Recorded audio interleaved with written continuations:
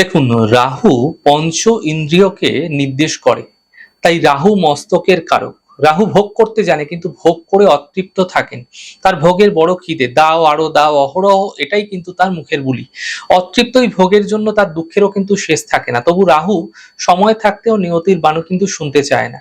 রাহু যেন নিজেই সব রকম কিন্তু দম্ভের প্রকাশ তার মধ্যে দেখা যায়, কিন্তু নিয়তি কিন্তু কখনো কারো দম্ভকে স্বীকার করে না।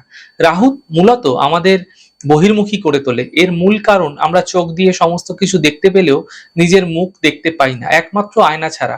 যার ফলে রাহু বাইরের দিকে মনের তরঙ্গ নিয়ে যায়। এই কারণে রাহুর দুষ্প্রভাবের ফলে মানসিক ক্ষেত্রে চঞ্চলতা ভীষণভাবে বেড়ে যায়। কারণ রাহুর মায়াজাল থেকে বেরিয়ে আসতে আপনারা সহজে কিন্তু পারবেন না, যার ফলে এই মায়ার বন্ধনে আবদ্ধ হয়ে আপনি নিজের জীবনে অনেক সময় কিন্তু ব্যয় করে ফেলবেন।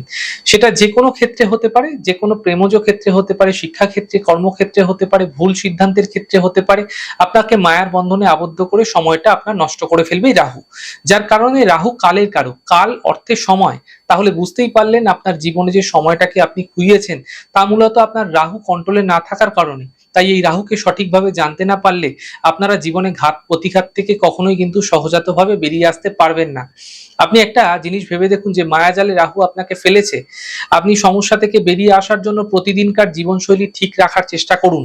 আপনার ব্যবহারের মধ্যে কোনো খারাপ ভাবগুলি আসতে দেবেন না। প্রতিদিন ব্রহ্ম মুহূর্তে সম্ভব হলে বিষ্ণু সহস্র নামের পাঠ করুন, এবং সম্ভব হলে অধিক রাত্রে খাওয়া বর্জন করুন, কারণ আপনার খাদ্যাভ্যাসের মধ্যে রাহু বিশেষ প্রভাব ফেলে থাকে। ভগবান শিব তার গলায়, অর্থাৎ রাহু কেতুর মিলন অবস্থানে, এই কালের প্রতীক সর্পকে বেষ্টন করে রেখেছে। তাই আপনাকেও মাথায় রাখতে হবে, যদি রাহুর অশুভ প্রভাব থেকে আপনাকে বাঁচতে আপনি চাইছেন, তাহলে আপনার খাদ্যাভ্যাস কিন্তু ঠিক রাখতে হবে।